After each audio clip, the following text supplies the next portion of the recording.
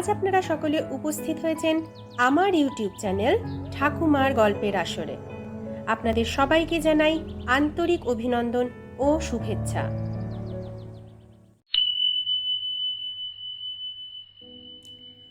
আজ আমি তোমাদের যে গল্পটা শোনাবো সেটার নাম হলো সোনার কাঠি রূপার কাঠি।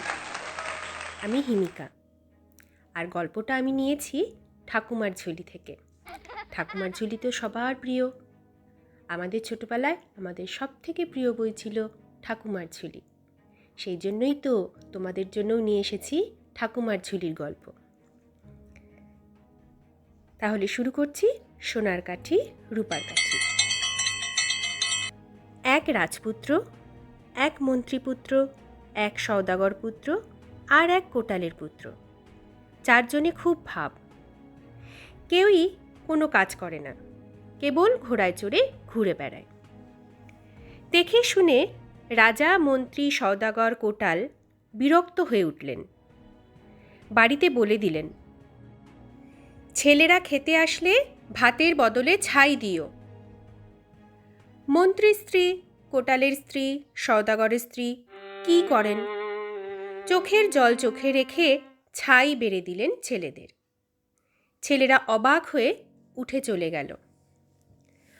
হাজার হোক পেটের ছেলে, তার সামনে কেমন করে ছাই দেবেন রানীমা? রানী তা পারলেন না।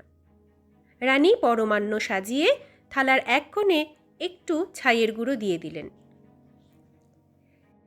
হাত মুখ ধুয়ে রাজপুত্র বসল খেতে।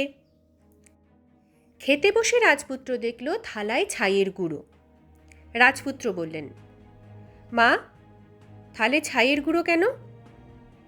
রানী বললেন, ও কিছু নয় বাবা, এমনি পড়েছে, আমি এখনই মুছে দিচ্ছি। রাজপুত্রের মন কিন্তু মানল না।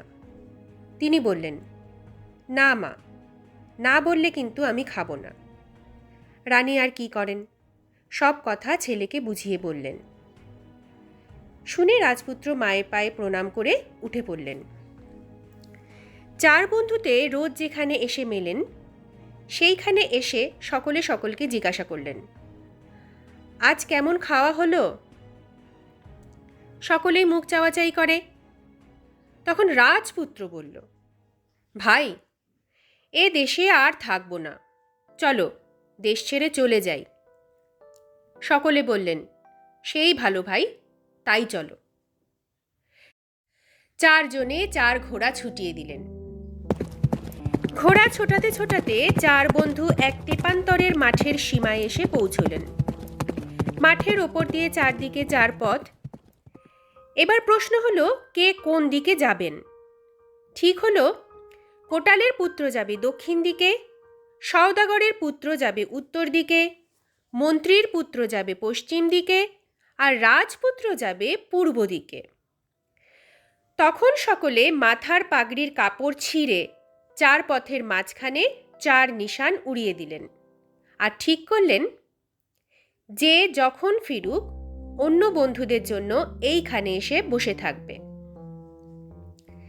চার ঘোড়া চার পথে ছুটল।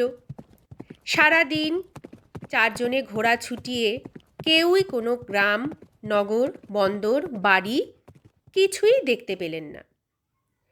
সন্ধ্যার পর আবার যেখানে তারা জড়ো হলেন, দেখলেন চারজনে একই জায়গায় জড়ো হয়েছেন, এবং সেটা একটা মস্ত বড় বন। রাজপুত্র বুঝতে পারলেন যে তারা কোনো রাক্ষসের মায়ায় পড়েছে। তিনি বাকিদেরকে বললেন, ভাই সকল, আমার মনে হচ্ছে আমরা কোনো রাক্ষসের মায়ায় পড়ে গেছি। খুব সাবধানে থাকতে হবে, কিন্তু সামনেই রাত, পালা করে করে রাত জাগতে হবে। তবে প্রথমেই দরকার কিছু খাবার, বড্ড খিদে পেয়েছে। তোমরা একটু দেখো না, কোথাও একটু খাবার পাওয়া যায় কি না। এই বলে সকলে ঘোড়া বেঁধে রেখে খাবারের সন্ধানে গেলেন। এদিক ওদিক সব দিকেই খুঁজলেন, কিন্তু কোথাও কোনো ফল, কোনো জীবজন্তু কিন্তু দেখা গেল না। কেবল পথের কাকর আর বড় বড় বট, পাকুর আর তালশিমুলের গাছ। হঠাৎ দেখলেন একটু দূরে এক হরিণের মাথা পড়ে আছে। সকলের আনন্দের সীমা থাকল না। কোটালের পুত্র কাঠ কুড়াতে গেলেন, সওদাগরের পুত্র জল আনতে গেলেন, মন্ত্রীপুত্র গেলেন আগুনের চেষ্টায়, আর রাজপুত্র একটু বিশ্রাম নেওয়ার জন্য একটা গাছের শিকড়ে মাথা রেখে গা ছড়িয়ে শুয়ে পড়লেন। রাজপুত্র ঘুমিয়েই পড়েছিলেন। কাঠ নিয়ে এসে কোটাল দেখেন আর বাকি বন্ধুরা কেউ ফেরেনি। কাঠ রেখে কোটাল তখন হরিণের মাথাটা কাটতে গেলেন। তরোয়াল ছুঁয়েছেন কি ছোঁয়াননি, হঠাৎ হরিণের মাথার মধ্যে থেকে এক বিকট মূর্তি রাক্ষসী বেরিয়ে এলো। বেরিয়ে এসেই সে কোটালের ঘোড়া আর কোটাল দুজনকেই খেয়ে ফেলল। খেয়ে নিয়ে আবার যেমন হরিণের মাথা তেমন হরিণের মাথা সেজে পড়ে থাকলো মাটির ওপরে। জল এনে সওদাগর দেখেন কাঠ রেখে কোটাল বন্ধু কোথাও গেছে। সওদাগর তখন কি করেন, হরিণের মাথাটা কাটতে গেলেন। সঙ্গে সঙ্গে সওদাগর আর সওদাগরের ঘোড়াও রাক্ষসীর পেটে গেল। মন্ত্রীপুত্র এসে দেখেন জল এসেছে, কাঠ এসেছে, কিন্তু বন্ধুরা কোথাও নেই। ঠিক আছে, মাংসটা তাহলে বানিয়েই রাখি, এই ভেবে সেও সেই হরিণের মাথা কাটতে গেল। সঙ্গে সঙ্গে যেমনকার তেমন সেই রাক্ষসী বেরিয়ে এলো। মন্ত্রীপুত্র, বাঁচাও বাঁচাও, বন্ধু কোথায় তোমরা, জন্মের মতো গেলাম, এই বলে প্রচণ্ড জোরে এক চিৎকার করে উঠল।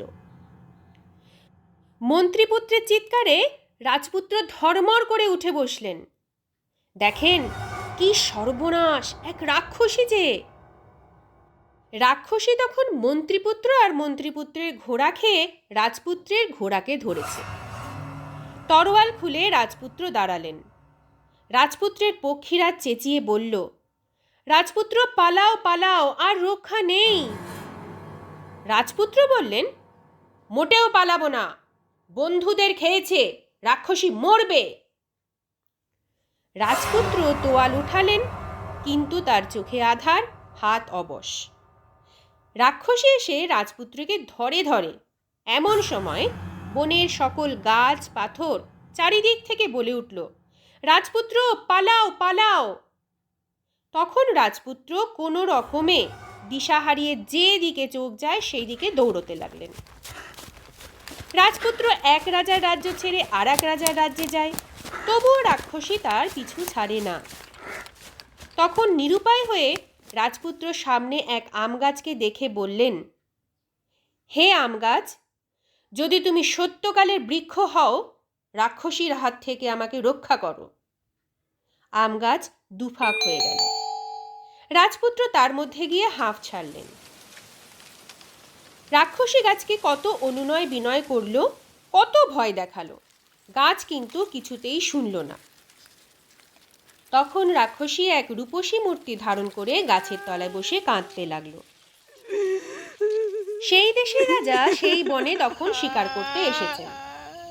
কান্না শুনে রাজা বললেন, দেখো তো বনের মধ্যে কে কাঁদে। লোকজন এসে দেখে আম গাছের নিচে এক পরমা সুন্দরী মেয়ে। মেয়েটাকে রাজা রাজপুরীতে নিয়ে গেলেন। রাজা সেই বনের মেয়েকে বিয়ে করলেন। রানী হয়ে রাক্ষসী ভাবল সেই রাজপুত্রকে সে কেমন করে খাবে। ভেবে রাক্ষসী 7 বাসি পান্তা 14 বাসি তেঁতুলের অম্বল খেয়ে অসুখ বানিয়ে বসল। তারপর রাক্ষসী বিছানার নিচে শোলাকাঠি পাতল, পেতে সেই বিছানায় শুয়ে রঙ্গি মুখ ভঙ্গি করে চোখের তারা কপালে তুলে একবার এপাশে ফেরে একবার ওপাশে ফেরে। রাজা এসে দেখেন রানী খান্না দান্না শুকনো ঘরে জল ঢেলে চাচর চুলে আঁচড় কেটে রানী শুয়ে আছেন। দেখে রাজা জিজ্ঞাসা করলেন, এ কি রানী, কি হয়েছে? কথা কি ফোটে? কুকিয়ে কুকিয়ে কত কষ্টে যে রানী বললেন, আমার হাড় মুড়মুড়ি ব্যারাম হয়েছে। রানীর গড়াগড়িতে বিছানার নিচে শোলাকাঠি মুড়মুড় করে ভাঙছিল কি না। রাজা ভাবলেন, তাই তো, রানীর গায়ের হাড়গুলো বুঝি মুড়মুড় করে ভাঙছে। হায়, কি হবে? কত ওষুধ, কত চিকিৎসা, রানীর কি আর যে সে অসুখ? অসুখ সারল না। শেষে রানী বলল, ওষুধে তো কিছু হবে না, বনের সেই আম গাছ কেটে তার তক্তার ধোয়া ঘরে দিলে তবে আমার ব্যারাম সারবে। রাজাজ্ঞা। অমনি হাজার হাজার ছুতোর গিয়ে আম গাছে কুড়ুল মারল। গাছের ভেতরে রাজপুত্র বললেন, হে বৃক্ষ, যদি সত্যকালের বৃক্ষ হও তো আমাকে একটা আম গাছের মধ্যে করে ওই পুকুরের জলে ফেলে দাও। অমনি গাছ থেকে একটা আম টুপ করে সেই পুকুরের জলে পড়ল। আর তখনই এক রাঘব বোয়াল সেটাকে খাবার মনে করে এক হায়ে গিলে ফেলল। ছুতেরেরা আম গাছটা কেটে নিয়ে তার তক্তা বানিয়ে রানীর ঘরের চারদিকে খুব করে ধোঁয়া দিচ্ছে। কিন্তু রানী সবই জানতে পারলেন। রানী বললেন, না, এতেও কিছু হলো না। সেই পুকুরে যে রাঘব বোয়াল আছে তার পেটে আছে একটা আম। সেই আমটা খেলে তবেই আমার অসুখ সারবে রাজা। শিঙি জাল, ধিঙি জাল, সব জাল নিয়ে জেলেরা পুকুরে ফেলল। রাঘব বোয়াল ধরাও পড়ল। পেটের ভিতরে আম, আমের ভেতরে রাজপুত্র বললেন, হে বোয়াল, যদি তুমি সত্যকালের বোয়াল হও তো আমাকে একটা শামুক করে ফেলে দাও। বোয়াল রাজপুত্রকে শামুক করে ফেলে দিল। জেলেরা বোয়াল আনলো, কিন্তু পেট চিরিয়ে কিছুই পেল না। রাজা ভাবলেন, আর বুঝি রানীর অসুখ সারল না। এক গৃহস্থের বউ চান করতে গেছেন সেই পুকুরে। রাজপুত্র শামুক তার পায়ে ঠেকল। গৃহস্থের বউ শামুকটিকে তুলে আছাড় দিয়ে ভাঙতেই ভেতর থেকে রাজপুত্র বেরিয়ে এলো। গৃহস্থের বউ তো ভয়ে জড়সড়। রাজপুত্র বললেন, বউ, ভয় করো না, আমি মানুষ। রাক্ষসীর ভয় শামুকের মধ্যে রয়েছি। তুমি আমার প্রাণ দিয়েছ, আজ থেকে তুমি আমার হাসন সখী। রাজপুত্র হাসন সখীর বাড়িতে আছেন। রানী সব জানতে পারল। রাজাকে বলল, আমার অসুখ তো আর কিছুতেই সারবে না। আমার বাপের বাড়ির দেশে হাসন চাপা নাটন কাঠি, চিরন দাঁতের চিকন পাটি আর 12 হাত কাঁকুরের 13 হাত বিচি আছে। সেইগুলো আনাইলে তবে আমার অসুখ সারে। রাজা জিজ্ঞাসা করলেন, কে আনবে, কে আনবে? রানী বললেন, অমুকের গৃহস্থের বাড়ি এক রাজপুত্র আছে, সেই আনবে। সে আনলে তবেই আমার অসুখ সারবে। অমনি হাজার হাজার পাইক ছুটল রাজপুত্রকে ধরে আনতে। চারিদিকে রাজার পাইক। হাসন সখী তো ভয়ে অস্থির। রাজপুত্র বললেন, হাসন সখী, আমার জন্যই তোমার বিপদ, আমি দেশ ছেড়ে যাই বরং। কিন্তু বাইরে বেরোতেই পাইকেরা রাজপুত্রকে ধরে ফেলল। রাজার কাছে গিয়ে রাজপুত্র বললেন, মহারাজ, রানী আপনার রাক্ষসী, রাক্ষসীর হাত থেকে আমাকে বাঁচান। শুনে রাজা বললেন, মিথ্যে কথা, তা হবে না। রানীর বাপের দেশে হাসন চাপা নাটন কাঠি, চিরন দাঁতের চিকন পাটি আর 12 হাত কাঁকুরের 13 হাত বিচি আছে, সেই সব তোমাকে এনে দিতে হবে। রাজা এক পত্র দিয়ে রাজপুত্রকে পাঠিয়ে দিলেন। রাজপুত্র কি করবেন, চলতে লাগলেন। কোথায় সে হাসন চাপা নাটন কাঠি, কোথায় 12 হাত কাঁকুরের 13 হাত বিচি, কোথায় সে রানীর বাপের বাড়ির দেশ। রাজপুত্র ভাবলেন, হায়, রাক্ষসীর হাত যে কিসে এড়াই। রাজপুত্র যেদিকে চোখ যায় সেদিকে চলতে লাগলেন। কতদিন কত রাজ্যে চলেছেন। এক জায়গায় এসে রাজপুত্র দেখেন এক মস্ত পুরী। রাজপুত্র বললেন, আহ, এতদিনে একটা আশ্রয় পেলাম। পুরীর মধ্যে গিয়ে মানুষজন কিছুই দেখতে পান না। খুঁজতে খুঁজতে এক ঘরে দেখেন সোনার খাটে গা, রূপার খাটে পা এক রাজকন্যা শুয়ে আছে।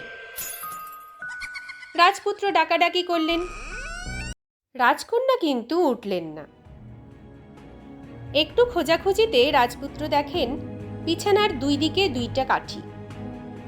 শিয়রের কাঠিটা রূপার আর পায়ের দিকের কাঠিটা সোনার। রাজপুত্র তখন শিয়রের কাঠি পায়ের দিকে দিলেন আর পায়ের কাঠি নিলেন শিয়রের দিকে। রাজকন্যা সঙ্গে সঙ্গে উঠে বসল। উঠে বসে রাজপুত্রকে দেখে তো রাজকন্যা অবাক। অবাক হয়ে রাজকন্যা জিজ্ঞাসা করলেন, কে আপনি? দেব না দৈত্য, দানব না মানব? এখানে কেমন করে আসলেন? পালিয়ে যান, এখনই পালিয়ে যান, এ যে রাক্ষসের পুরী। রাজপুত্রের প্রাণ গেল শুকিয়ে।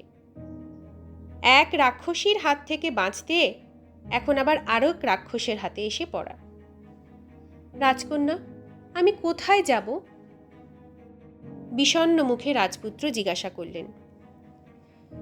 রাজকন্যা বললেন, আচ্ছা, আগে বলুন আপনি কে? রাজপুত্র তখন সকল কথা রাজকন্যাকে বললেন। তারপর বললেন, আমি তো সেই রাক্ষসী রানীর হাত আজও এড়াতে পারলাম না, তা এ রাক্ষসের পুরীতে এমন একজন রাজকন্যা কেন? রাজকন্যা মনের দুঃখে বললেন, এ পুরী আমার বাপের। রাক্ষসেরা আমার বাপ মা রাজত্ব সব খেয়েছে, কেবল আমাকে রেখে দিয়েছে। যদি আমি পালিয়ে যাই, সেই জন্য বাইরে যাওয়ার সময় রাক্ষসেরা সোনার কাঠি রূপার কাঠি দিয়ে আমাকে মেরে রেখে যায়। শুনে রাজপুত্র ভাবতে লাগল, কি করে দুজনে রাক্ষসের হাত থেকে বাঁচবেন। এমন সময় আইলো মাইলো, মানুষের গন্ধ পাইলো, দৌড়ে ধরে খাইলো। চারিদিক থেকে রাক্ষসেরা শব্দ করে আসতে লাগলো। রাজকন্যা প্রচণ্ড ভয় পেয়ে গেল। সে তাড়াতাড়ি বলল, রাজপুত্র রাজপুত্র শীঘ্রই আমাকে মেরে ফেলুন, আর ওই যে শিব মন্দির দেখছেন, ওখানে গিয়ে ওরই মাঝে ফুল বেলপাতার নিচে গিয়ে লুকিয়ে থাকুন। আইলো মাইলো করে রাক্ষসেরা আসলো। বুড়ি রাক্ষসী রাজকন্যাকে বাঁচিয়ে বলল, নাতনি লো নাতনি, মানুষ মানুষ গন্ধ কয়, মানুষ আবার কোথায় রয়? রাজকন্যা বললেন, মানুষ আবার কোথায় থাকবে? আমিই আছি, আমাকেই খেয়ে ফেলো। বুড়ি বলল, নাতনি লো, তা কি পারি? এই নে নাতনি, তোর জন্য কত খাবার এনেছি। নাতনিকে খাইয়ে দাইয়ে বুড়ি আর সকল রাক্ষস নাকে কানে হাড়ি হাড়ি সর্ষের তেল ঢেলে নাক ডেকে ঘুমিয়ে পড়ল। রাজকন্যা বুড়ি আইর মাথার পাকা চুল তোলেন আর ডেলা ডেলা এক এক উকুন দুই পাথরের চাপ দিয়ে কটাস কটাস করে মারেন। রাজকন্যার রাত এভাবেই যায়। পরদিন আবার রাজকন্যাকে মেরে রাক্ষসেরা চলে গেল। রাজপুত্র বাইরে বেরিয়ে আসলেন এবং রাজকন্যাকে আবার বাঁচিয়ে তুললেন। দুইজনে স্নান খাওয়া দাওয়া করলেন। রাজপুত্র বললেন, কিন্তু রাজকন্যা, এভাবে কতদিন থাকব? আজ যখন বুড়ি আসবে তখন দুই কথা ছলভান করো, ওদের মরণ কিসে আছে সেইটা জিজ্ঞাসা করো। আবার রাক্ষসেরা আসলো। রাজপুত্র শিব মন্দিরে গিয়ে লুকালেন। রাজকন্যাকে খাইয়ে দাইয়ে বুড়ি খাটের ওপর বসল। রাজকন্যা বললেন, আইলো আই, কত রাজ্য ঘুরে হাঁপিয়ে হাঁপিয়ে এলি, আয় একটু বাতাস করে দি, পাকা চুল দুগাছা তুলে দি। ও মালো মা লক্ষ্মী। বুড়ি হেসে চোখ দুটো কপালে তুলে বলল, হ্যালো হ্যাঁ নাতনি, পাটা তো কটকট করছে, একটু টিপে দিবি? তার দিব নাই মা। হাড়ি ভরা সর্ষের তেল আইর পায়ের ফাটলে দিয়ে রাজকন্যা আইর পা টিপতে বসল। পা টিপতে টিপতে রাজকন্যা চোখে তেল দিয়ে কাঁদেন। এক ফোঁটা চোখের জল বুড়ির পায়ে পড়ল।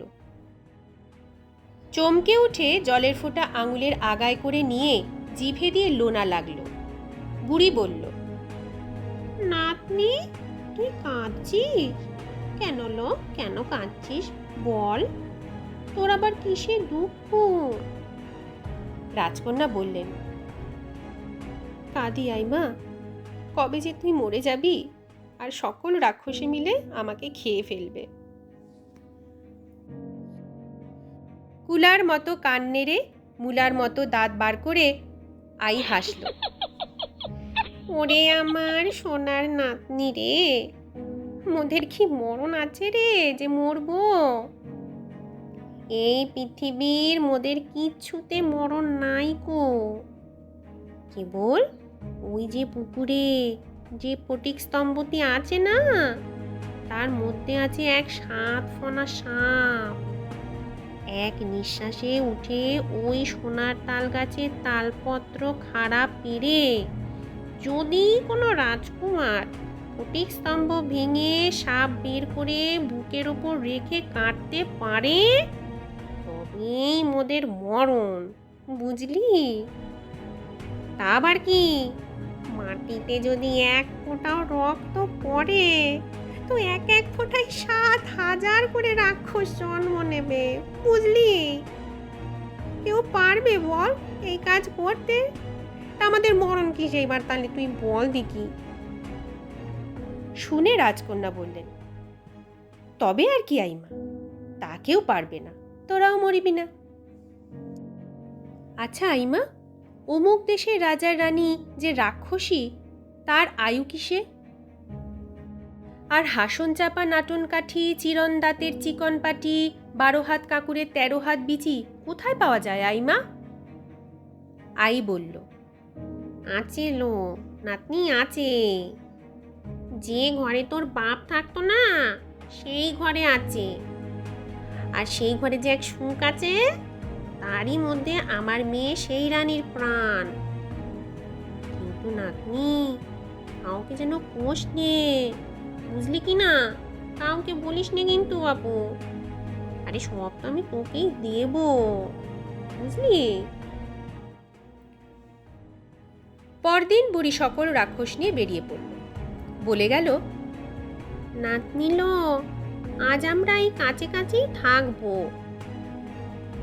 যেদিন রাক্ষসেরা দূরের কথা বলে সেদিন কাছে কাছে থাকে, যেদিন কাছের কথা বলে সেদিন খুব দূরে দূরে যায়। রাক্ষসেরা চলে গেলে রাজপুত্র এসে রাজকন্যাকে বাঁচিয়ে সকল কথা শুনলেন। তখনই স্নান টান করে কাপড় চোপড় ছেড়ে শিব মন্দিরে ফুল বেলপাতা দিয়ে অঞ্জলি দিয়ে রাজপুত্র নিঃশ্বাস বন্ধ করে তালগাছে উঠে তালপত্র খাড়া পারলেন। তারপর পুকুরে নেমে স্ফটিক স্তম্ভ ভেঙে দেখেন 7 ফনা সাপ। রাজপুত্র সাপ নিয়ে ওপরে উঠে আসলেন। পৃথিবীর সকল রাক্ষসের মাথা টনটন করে উঠল। যে যেখানে ছিল রাক্ষসেরা ছুটে ছুটে আসতে লাগলো। আলু থালু চুল, এই লম্বা লম্বা পা ছুটতে ছুটতে বুড়ি সকলের আগে ছুটে আসে। আইলো মাইলো, নাতনিলো নাতনিলো, তোর মনে এই ছিল, তোর মুন্ডুটা চিবিয়ে খাইলো। আর মুন্ডু খাওয়া। রাজকন্যা বললেন, রাজপুত্র শিগগির সাপ কেটে ফেলো। বুকের ওপর রেখে তালপত্র খাড়া দিয়ে রাজপুত্র সাপের গলা এক কোপে কেটে ফেললেন। 1 ফোঁটা রক্ত কোনো দিকে পড়ল না। সব ফুরালো। যত রাক্ষস পুকুর পাড়ে আসতে আসতেই মুন্ডু খসে পড়ে গেল। রাজপুত্র রাজকন্যা হাঁপ ছেড়ে ঘরে গেলেন। এক কুঠুরিতে হাসন চাপা নাটন কাঠি, চিরন দাঁতের চিকন পাটি সব রয়েছে। আর এক সুখ পাখি ছটফট করে চেঁচাচ্ছে। সব নিয়ে রাজপুত্র বললেন, চলো রাজকন্যা, আমার সাথে চলো। রাজকন্যাকে একখানে রেখে রাজপুত্র রানীর ওষুধ আর সুখটা নিয়ে রাজার কাছে গেলেন। মহারাজ, আজ একবার সভা করবেন, আমি রানীর অসুখ সারাব। ভারী খুশি হয়ে রাজা সভা করে বসলেন। রাজপুত্র কাঠি, পাটি, চাপা, কাঁকুর সব কিছু সভায় রাখলেন। সকলে দেখে তো বড় আশ্চর্য হলেন। রাজপুত্র বললেন, মহারাজ, রানীকে নিজে এসে এগুলো নিতে হবে। রানীর তো ওদিকে হাড় মুড়মুড়ি গিয়ে কলজে ধরফরি ব্যারাম হয়েছে। ছেলেটা তো তবে সর্বনাশ করে এসেছে, আজ ওকেই খাবো, রাজ্যও খাবো। সভার দুয়ারে রানী পা দিয়েছে, আর রাজপুত্র বললেন, ও রাক্ষসী, খাবি আমাকে? এই দেখ। বলে রাজপুত্র খাঁচা থেকে শুকটাকে বার করলেন এবং এক টানে শুকের গলা ছেড়ে নারকি। রাক্ষসী বলল, খাবো না রে, খাবো না তোকে, রাখ রাখ, ওকে রাখ, তোর পায়ে পড়ি। রানীর মূর্তি কোথায়? দাঁত বিকটি রাক্ষসী যে। রাজা, সভার সকলে থর থর করে কাঁপতে লাগলেন। রাজপুত্র বললেন, দে, আমার কোটাল বন্ধু দে, কোটাল বন্ধুর ঘোড়া দে। দে, আমার সওদাগর বন্ধু দে, সওদাগর বন্ধুর ঘোড়া দে। মন্ত্রী বন্ধু দে, মন্ত্রী বন্ধুর ঘোড়া দে, আমার ঘোড়া দে। রাক্ষসী তখন ওয়াক ওয়াক করে একে একে সব উগড়িয়ে দিল। তখন রাজপুত্র বললেন, মহারাজ, দেখলেন রানী রাক্ষসী কিনা? এইবার রাক্ষসী তুমি নিপাত চাও। শুকের গলা ছিল সঙ্গে সঙ্গে এক টানে। রাক্ষসী গ্যাঁ গ্যাঁ করে পড়ে মরে গেল। রাক্ষসীর মরণ, মরতে মরতেও মরণ কামড়ে রাজার সিংহাসনটা ধরে টান মারে আর কি। সার সার করে রাজা বেঁচে গেলেন। ঘাম দিয়ে সকলের জ্বর ছাড়ল। রাজা বললেন, ধন্য তুমি, কোথাকার রাজপুত্র? যত ধন চাও আমার ভাণ্ডার খুলে নিয়ে যাও। রাজপুত্র বললেন, আমি কিছুই চাই না। এতদিনে রাক্ষসীর হাত থেকে সকলকে বাঁচালাম, নিজেও বাঁচলাম। এখন আমার দেশে যাব। রাজা কিন্তু শুনলেন না। ভাণ্ডার খুলে প্রভূত ধনরত্ন রাজপুত্রের হাতে দিলেন। তারপর রাজপুত্র রাজকন্যাকে নিয়ে তার 3 বন্ধু নিয়ে দেশে ফিরলেন। পৃথিবীর যত রাক্ষস জন্মের মতো ধ্বংস হয়ে গেল। দেশে গিয়ে তখন রাজপুত্রেরা তার বাপ মায়ের আদরে সুখে দিন কাটাতে লাগল। আমার গল্প ফুরালো, নোটে গাছটা মুড়ালো। কেমন লাগলো জানিও কিন্তু কমেন্টসে, ঠিক আছে? আর ভালো লাগলে একটা লাইক, শেয়ার অবশ্যই, আর আমার চ্যানেলকে সাবস্ক্রাইব করতে ভুলো না কিন্তু। তাহলে আজকে আসি, টাটা।